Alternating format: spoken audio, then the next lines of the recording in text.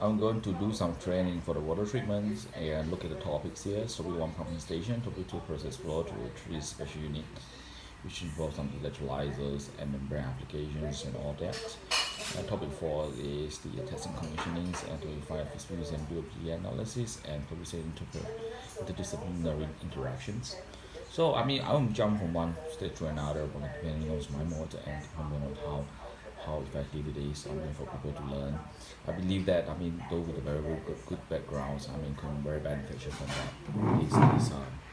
This training. And the first one I'm going to talk is about prologue and introductions.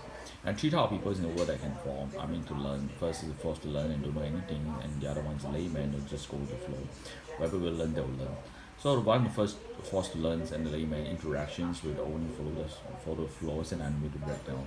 And those who don't know anything and forced to learn, and probably there will possibility that they will accumulate and become those very motivated and passionate person that will achieve certain things that in life. So that these are the Venn diagram for all the things interactions where you can take a look, and also that what is mean by the fact that how to email yourself is yourself, the company, and the environment, the external environment and internal environment that you're working with. And the internal environment is a peer.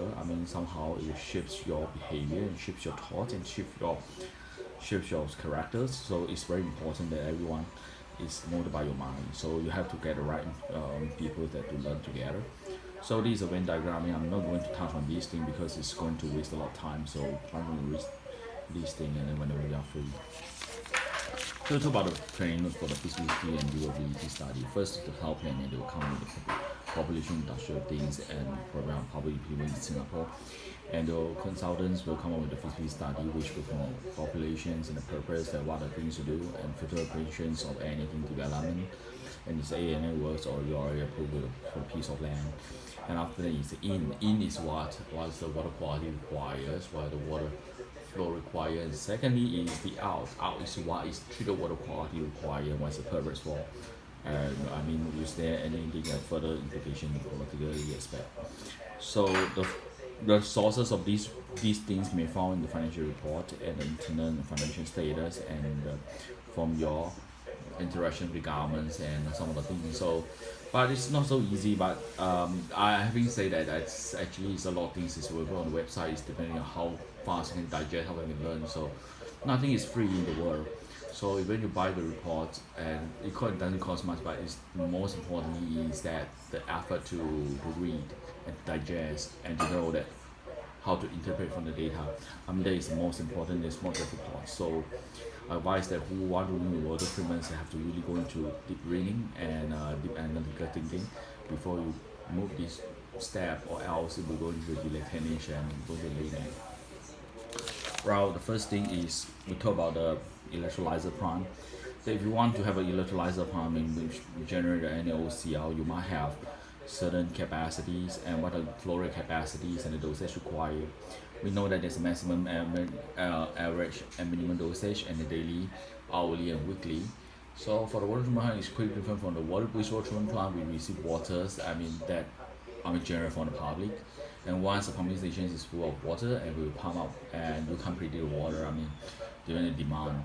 So, but for water treatment plants, you can actually design that to such a way that you operate at 25% of 50% capacities and supported by other treatment plants. So there's feasibilities in the operation. However, plant to plant there's politics. So if you really want to have a good treatment system, make sure that it's designed properly and functioning properly.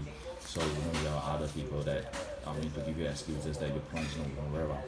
And then having said that, by the way, so we can know that chlorine with the water will give you hypochlorites and HCl, and that will actually is translated to 1 ppm of chlorine and what is a ppm of NaOCl and OCl minus. That you can refer to any theoretical textbook. However, there's an dissociations and KPF factors that you may take into consideration, and pH as well. So we know that hypochlorite is oxidative, it's very oxidative, and what will be the implications that you can look at the PCPH diagram. So that then you look at the wise available of chlorine actually is pretty minimal. So that will come to the residual chlorine that required to maintain the pipeline, and also that effective dosing that you might need to consider. And what would be the water treatments plant fluoride prediction? Just how we mentioned, the wastewater and water treatments are pretty different. And secondly, and the lastly is the membrane process. How does it refer to disinfection? Of course, your membrane process, the disinfections will be more effective because you do have solid and you do not have the ammonia to consume your chlorine and some solid to consume your chlorine, so the chlorinations will be more effective, and so they will actually lower your dosage required. So the demands of chlorine actually is dosage times flow rate, but I should be friendly speaking is effective dosage times flow rate. It's not a really relationship that. Why is that so? Because for the next phase we are going to consider that how's the effectiveness of mixing. So when you do something with the injection quill, and that will be a steady mixer injection quill, that would you expect is a CSGL, continuous stirring reactors or plug for or any dispersion. So you got to calculate the dimensions number. So this is all available in the text, but I'm not going to caution this thing. If you are lazy to read the things, I mean, so be it. Then secondly is how you're going to reroute the pipe. So when you run the pipe in a very certain manner, I mean you have a lot of bending, the kind of thing. So it will be, I mean, the hypochlorite will, I mean, the strength will be diminished because of the degradations, and you are creating unnecessary head losses and energy loss, and somehow heat out the fluid, so that will elevate the degradations of chlorine. So whenever you do this thing, it had to be engineered. It's not so straightforward. Therefore, a lot of thinking is a lot of optimization required, and the turbulence as well. So if you have a lot of turbulence here, definitely the degradation will be affected. But having said that, the turbulence means that good mixings as well. So that how we're going to account for these things is by experience and through some of the calculation too.